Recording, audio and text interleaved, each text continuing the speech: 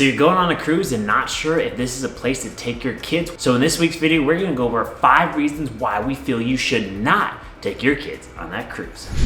What's up YouTube? Trevi from the Adventure Buddies, the modern travel family, bringing you another video filled with tips, tricks, and inspiration to make sure you maximize your next family adventure, like we always do here at the Adventure Buddies.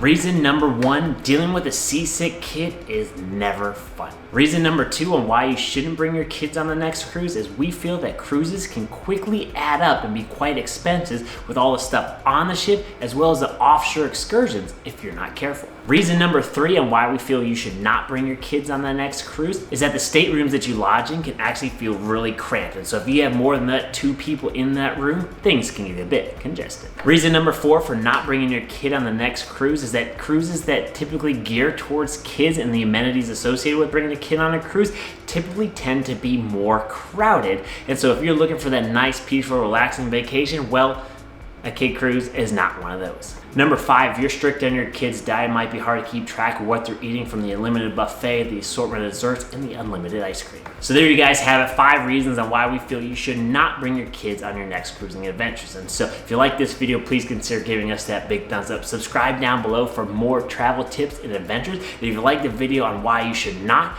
check the video about here on why you should bring your kids on your next cruise adventures. So I'm Matt from the Adventure Buddies, and remember, life's an adventure. Who you going on?